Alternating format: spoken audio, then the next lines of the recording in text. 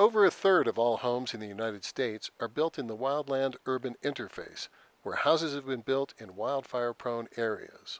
In this environment, fire is an integral player in the cycle of growth, overgrowth, destruction, and renewal.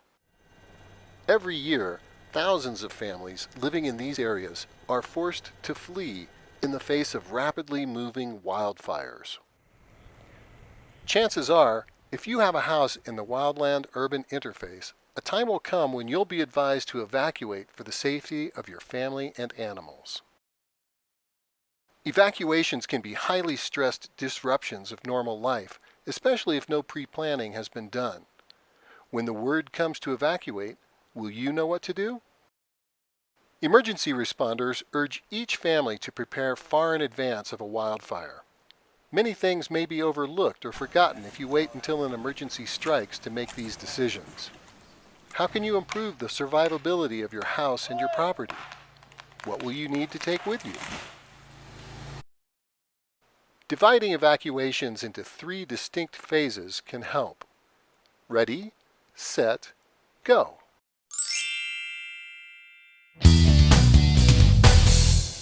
First, it is important to recognize the hazards which can lead fire to your house.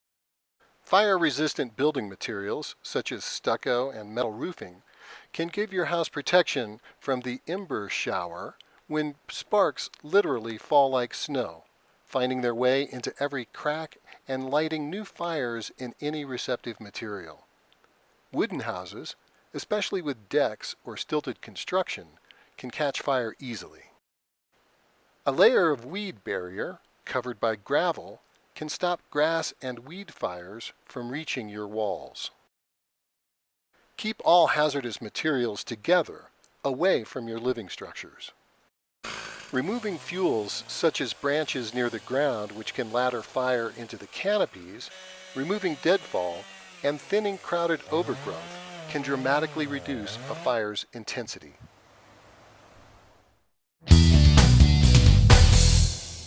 Make an emergency kit to take with you. Take all electronics, such as computers and phones. Important papers, such as IDs, passports, birth certificates, and legal documents, such as deeds, would be difficult to replace. Pack some non-perishable foods and water. Don't forget your prescription drugs. Packing them into your first aid kit makes them easy to find. Remember toiletries such as toothpaste, brushes, toilet paper, razors, contact lenses, and cleaning solution. Don't forget prescription glasses if you need them. Bring a flashlight with extra batteries. An alarm clock can help you set a schedule wherever you go. Select in advance which items cannot be replaced, such as diaries and photo albums.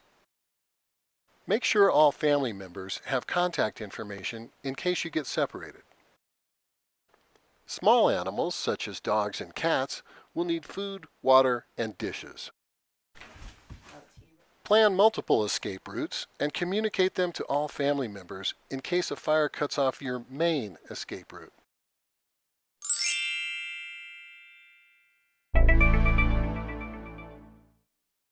When a fire has been reported in your area, do final preparations. Close all windows and doors.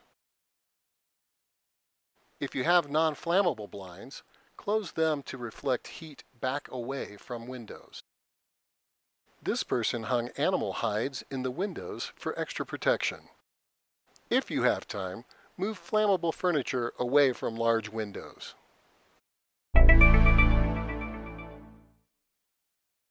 Outside, take a walk around. Ask yourself, if this object burns right here, what will it do to my house? Move anything that might catch fire a safe distance away. Firewood, stacked on the deck or under it to keep it dry, must be spread away from the house. Charge your hose, but leave the nozzle off.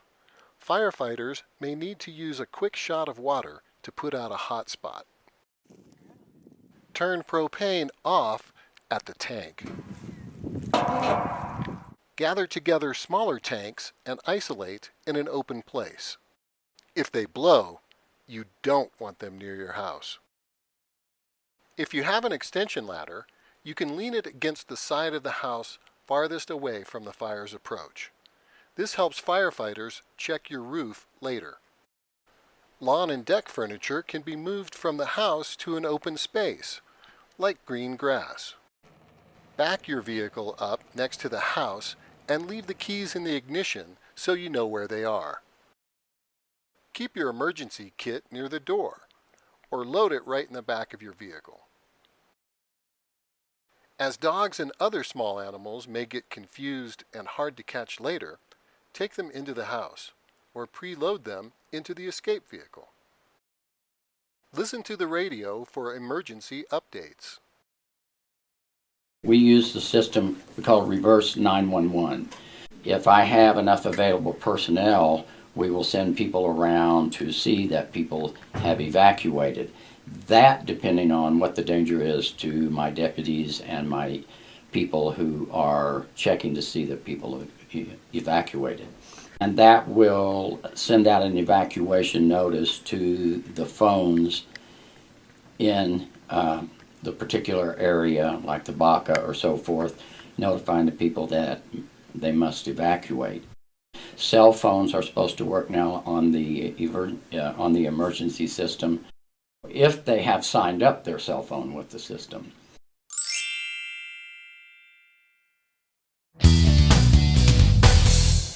Hello?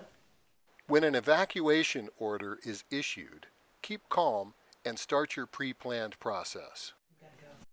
Wear all cotton or wool clothing and put on sturdy leather shoes to protect your feet. Rubber or plastics can melt onto your feet. Cotton bandanas can filter out ash and particulate matter, but do not get them wet, as steam could cause lung damage. Add a fire-resistant hat, leather or cotton. A long-sleeved cotton or wool shirt or jacket protects your arms. Bring or wear leather gloves and wear some form of eye protection. Turn on the outside lights so your house can be seen through the smoke. Close the door, but don't lock it in case firefighters need to get in. Roll up your windows, use headlights, and leave early before the roads get clogged with fire apparatus or possibly panicking neighbors. An emergency shelter may already be set up by the Red Cross or others. This may be part of the instructions on the reverse 911 call. When we did the reverse 911 notification evacuation, we would tell those residents where to evacuate to. Checking in with the Red Cross, even if you decide not to use their shelter, allows officials to trace you in case someone reports you missing. You may have already considered where to take your animals in advance. Some motels will allow animals in emergency situations. With enough notice, large animals can be moved to neighbors' ranches. If there's no time, keep them in an area devoid of fuels and simply open the gate when you have to evacuate. They can fend for themselves better outside fences. It's best to have someone outside your area as a check-in point. Tell them where you are going and when you plan to be there. If they want to call relatives or other people to let them know they've evacuated, that would probably do well for us so that we're not inundated with a bunch of phone calls in and say, are my relatives safe? If anybody evacuates from their home, they leave a sign on their front door or on their gate if their house sits back off of the road saying, I have evacuated. This way, if we are going around house to house to make sure people have evacuated, we know not to waste our time at different residences. This ingenious community uses colored spools for each family to show if they are in or out during fire season. During a mandatory evacuation, police will control traffic in and out of the area. National Guard troops sometimes help with roadblocks and other security. Firefighters may do some final cleanup if they feel your house can be protected safely. They will always watch for unauthorized people in the area. If there is time, they may pull back duff around your trees and stage water where it will do the most good. They may turn on sprinklers if they feel the fire is imminent. Fire retardant and water may be used on or around your house. If animals have been left, firefighters will alert animal control. Large animals, such as horses, will be removed or otherwise cared for. If your escape route gets cut off, use your alternative route. If escape is impossible, do not continue to drive in smoke and flames. Hazards can be anywhere, and you might not see them. A safety zone is an open space where fire intensity will be minimal. An area with already burned grasses will not burn again. Return to your own house or seek shelter in any building, especially one built of fire-resistant materials. Move to the deepest part of the house, away from large windows and the oncoming blaze. It's best to have a cement floor and an escape door should you need to get out. Take water, food, phone, and your animals. Having some games for the kids can help keep them calm. Call to let someone know you are trapped. It may get smoky, which is especially bad for those with asthma and lung problems, but your chances of survival are better inside than out driving in a car. If the house ignites, you should be able to go outside by then. In Colorado, you cannot be forced to leave your own property, but a decision to shelter in place should not be made casually. If you decide to stay, you'll need enough food and water for the whole evacuation period. Should you leave to get supplies, you will not be allowed back into the evacuated area. Obviously, if they evacuate, then they will be supplied with their necessary sustenance and so forth. But we have too many things going on at that time. Security, making sure people get out of there, and addressing the incident. And so supplying people who refuse to evacuate is not on the priority list.